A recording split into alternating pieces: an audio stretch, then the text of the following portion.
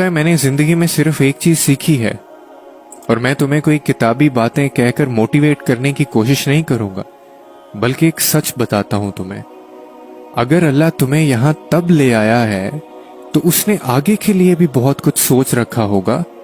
وہ تمہیں آزمائش میں ڈالنے سے پہلے اس آزمائش سے نکلنے کا حل بناتا ہے۔ پھر تم کیوں ایسا سوچتے ہو کہ وہ تمہیں بھول گیا ہے یا پھر تمہیں سن نہیں رہا؟ تم نے اپنے انتخابات کا نتیجہ دیکھ لیا۔ تم نے اپنی منمانی کر کے ہر شخص کی، ہر چیز کی حقیقت کو دیکھ لیا۔ تم نے خدا کی نافرمانی اور اپنی ضد سے یہ تکلیف خریدی ہے، تو اب اللہ کے انتخاب کا انتظار کرو۔ جو تحفہ، وہ چیز اس نے تمہارے لیے رکھی ہے، اس چیز کا انتظار کرو، اور یقیناً اللہ کا انتخاب بے حد پرسکون ہوگا، جو تمہیں یہ بتائے گا کہ اختتام ایک نئی منزل کا آغاز ہوتا ہے۔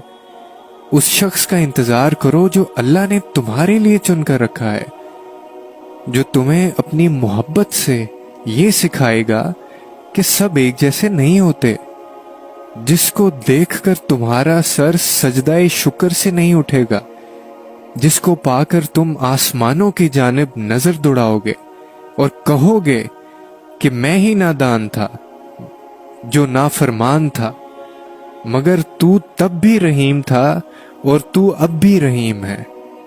اور پھر تم یہ کیسے بھول جاتے ہو کہ اللہ قرآن میں فرماتا ہے کہ تم مجھے ویسا ہی پاؤ گے جیسا میرا گمان کرو گے۔ یہ سب ہم پڑھتے تو ہیں لیکن سمجھتے نہیں ہیں۔ کیا تم جانتے ہو کہ جب حضرت موسیٰ کے پیچھے فوج لگی ہوئی تھی تب اللہ نے کیوں سمندر کو 2 حصوں میں بانٹ دیا؟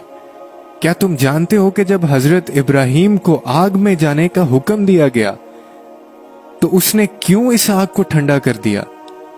کیا تم جانتے ہو کہ اس نے یوسف کو کیوں کنویں میں پالا؟ کیا تم جانتے ہو کہ اس نے حضرت ہاجرہ کو صحرا کے درمیان زمزم کیوں دیا؟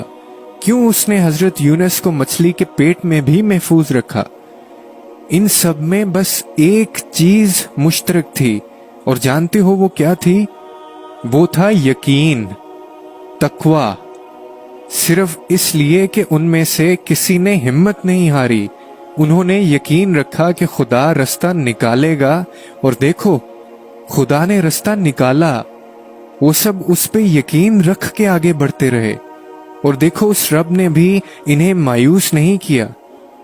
تو تم بھی یقین رکھو، جب تم اس کا اچھا گمان کرو گے تو تم یقیناً سب اچھا ہی پاؤ گے، اور پھر دیکھو راہیں وہیں سے نکلیں گی جہاں تمہارا وہم و گمان بھی نہیں ہوگا۔